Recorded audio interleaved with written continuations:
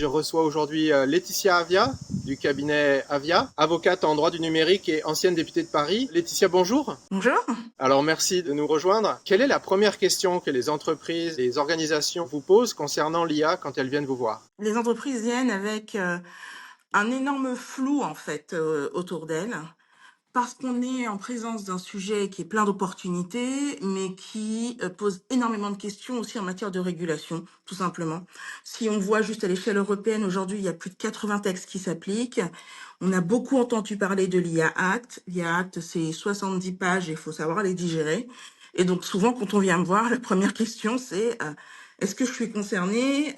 Quels sont les risques? Est-ce que je peux juste innover, tout simplement? Ou est-ce que, attention, j'ai des choses à mettre en place? À quel risque aujourd'hui ces organisations pourraient être exposées selon leur catégorie ou, selon ce que je comprends, leur usage? Justement, la question, c'est surtout selon leur usage, parce que la catégorie permet de savoir le niveau de responsabilité, disons, et les risques qui sont liés aux usages. Alors, il y a une image à retenir, elle est très simple, c'est la pyramide des risques. Donc, dans cette pyramide, il y a la base.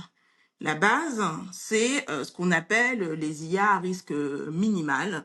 Donc celles-là, honnêtement, on s'en fout. Elles sont dans notre quotidien depuis toujours. C'est les filtres anti-spam, par exemple. Ça fonctionne sur de la base d'intelligence artificielle.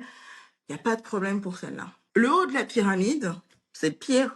C'est les IA interdites. Elles sont interdites depuis le 2 février et il n'y a pas de discussion sur le sujet. C'est non, non, non.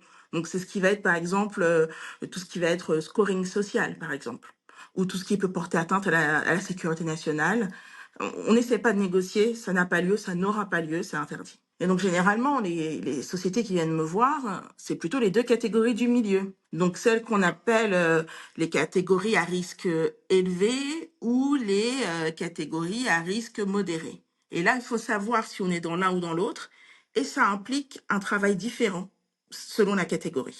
Donc, qu'est-ce que vous recommandez aujourd'hui aux organisations qui viennent vous voir pour pouvoir anticiper ces risques et mieux les contrôler et gérer en fait à minimiser l'impact sur les besoins opérationnels métiers? Et là où il faut faire attention, c'est quand on est en présence d'un risque élevé. Un risque élevé, c'est sur les droits fondamentaux, c'est quand on est en présence de domaines sensibles qui touchent à la santé, à l'emploi, à l'éducation, tout ce qui fait qu'on peut un peu perdre le contrôle. Et donc pour cela, il y a toute une liste d'éléments à mettre en place, comme des éléments de sauvegarde en fait, tout simplement.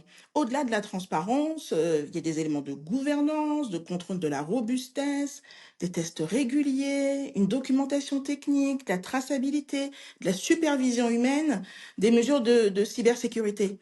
Et ça, faut le faire avant la mise sur le marché. Ça se fait pas du jour au lendemain. Et c'est pour ça qu'on doit vraiment anticiper. Et moi, quand je travaille sur ça, je demande vraiment aux entreprises de me mettre en lien avec les CTO. Parce qu'il faut travailler avec les sachants, avec ceux qui vont vraiment répondre aux demandes précises. Parce que sachez qu'une erreur juste de dénomination, hein, même pas une erreur frauduleuse, hein, mais une information incorrecte, ça peut mener à des sanctions jusqu'à 1% du chiffre d'affaires, voire 7 millions euros d'amende. Ok, donc je comprends qu'il y a une pyramide pour les organisations qui sont concernées, mais la vaste majorité des entreprises sont simplement utilisatrices de l'IA, elles ne sont donc pas concernées. Alors si, elle reste concernée, il y a toujours des obligations pour tout le monde, à deux égards. Première chose, obligation de formation de l'ensemble des personnes susceptibles d'utiliser l'IA dans l'entreprise. C'est dans la loi et c'est en vigueur depuis le 2 février dernier. Donc ça, c'est hyper important. Et puis, deuxième chose à savoir, souvent les entreprises elles vont demander un peu de fine-tuning.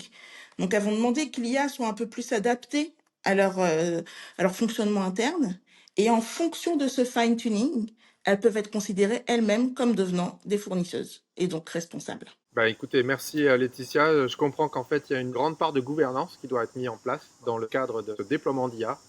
Je pense que ce serait le sujet d'une deuxième rencontre. Merci À Laetitia disposition. et bonne journée. Merci à tous.